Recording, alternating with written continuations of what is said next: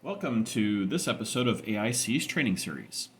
New videos will be added as they're completed, so please like and subscribe to be notified as they become available. If you have any additional questions about anything seen in the video, please feel free to comment. Alright, today I'm going to discuss short-term care insurance. It may be known by other names depending on where you are or which company you're dealing with, but in general, they are limited benefit programs designed to pay for less than 1 year of custodial care.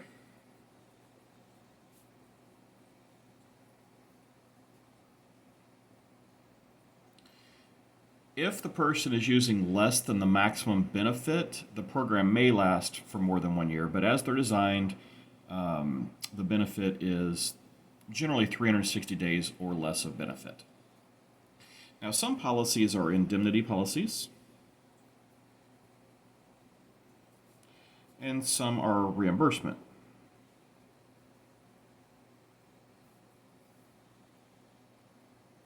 Indemnity policies pay the full amount of benefit regardless of actual expense. Reimbursement only pays up to the actual expense incurred. Reimbursement also means waiting for bills and going through some kind of claims process, which is why I prefer indemnity policies. So the policy triggers are similar to traditional long-term care. There's a functional trigger, usually based on activities of daily living, and there's a cognitive trigger. So why would you want a plan that covers less than 1 year of custodial care? Well, there are a few reasons. The first is the simplified underwriting.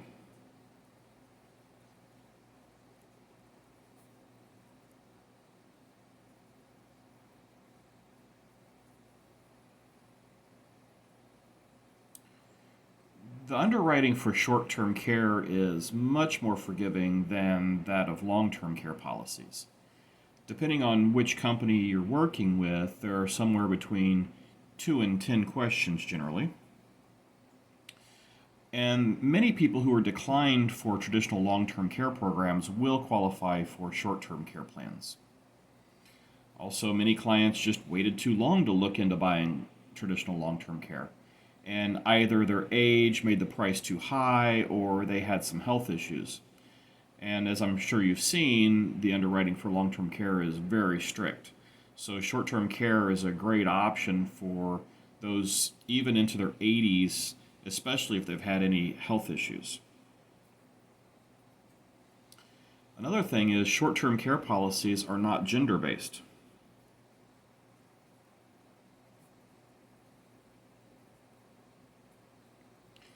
That means that the premium is the same whether the client is male or female. Another thing is many of these plans have a 0-day elimination period.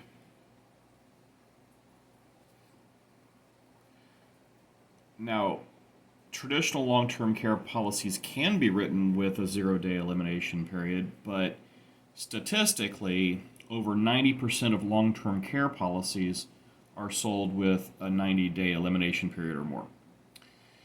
With a 0-day elimination period, it means that the clients can get paid from day one of needing care instead of having to pay out of pocket for those 90 days, which, in today's markets could be up to 10 grand sometimes.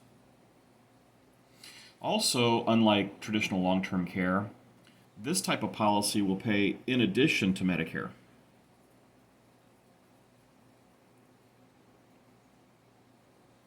So in those rare instances where a person actually qualifies for Medicare, skilled nursing, or their limited home health care benefits, it won't disqualify the person from being able to file a claim and start collecting checks with short-term care.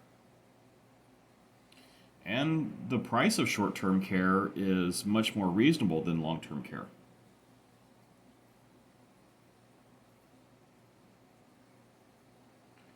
A typical premium for a 65-year-old, according to the American Association for Long-Term Care Insurance, is right around $100 per month.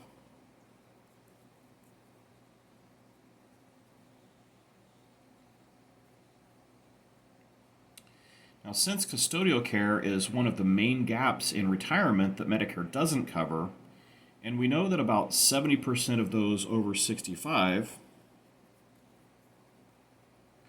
will need some form of custodial care, short-term care policies are an important, easy, and inexpensive way to help protect your clients. All right, so how does this work? Well, basically, the client chooses a daily benefit. A lot of times it's somewhere between $50 and $300 per day. And then they choose a multiplier. It's 360 days or less usually.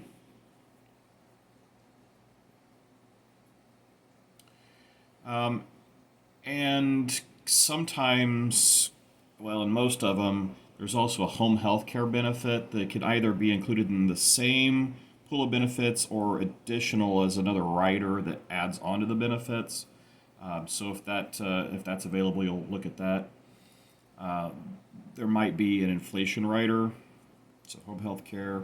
Actually, it's home care and inflation.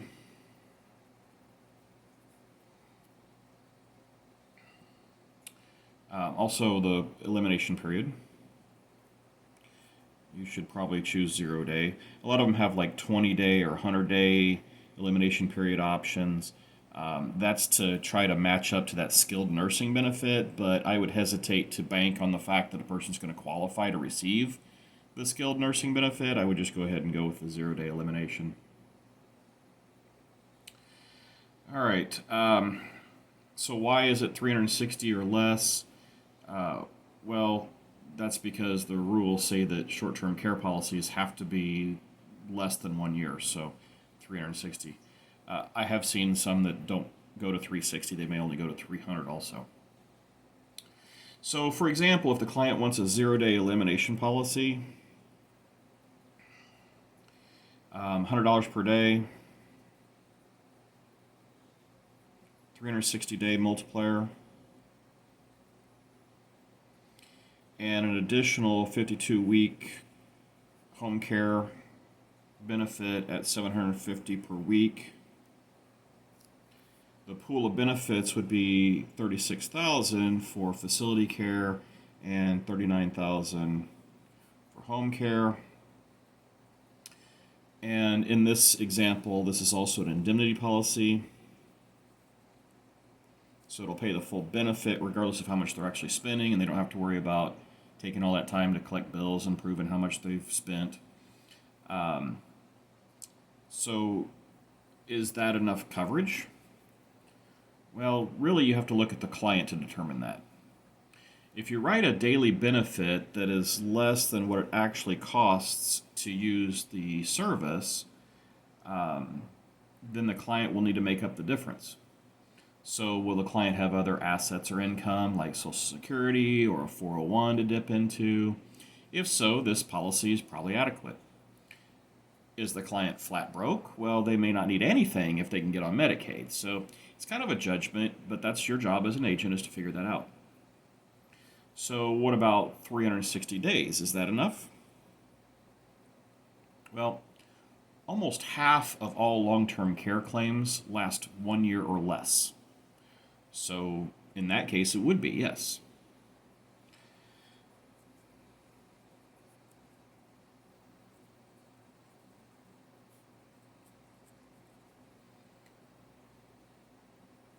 On average, though, a female will use a little over 3.5 years.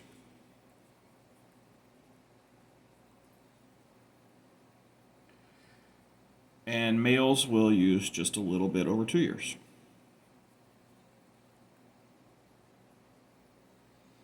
Now, this is a mix, these years are a mix of home care and facility care.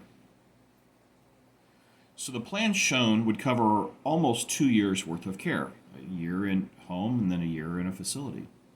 So even in the case of the female needing 3.5 years of care, this coverage would remove about 2/3 of the burden. So that's a lot of the burden removed. And in many cases, a client will feel that having something in place is better than having nothing in place. And if nothing else, having this coverage in place will give the client and their family time to figure out what they're going to do when the burden falls to them.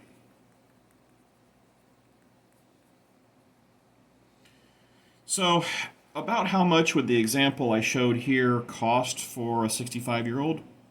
Well, with one of our major carriers, the price right now for this plan here in Oklahoma is $92.43 per month. And this is an indemnity policy, so the client gets the full benefit without the hassle of proving what they spent. Of course, if your client is perfectly healthy, doesn't mind a lengthy underwriting process, and is willing and capable of paying much more than this, then a fully underwritten long-term care plan may be a better option.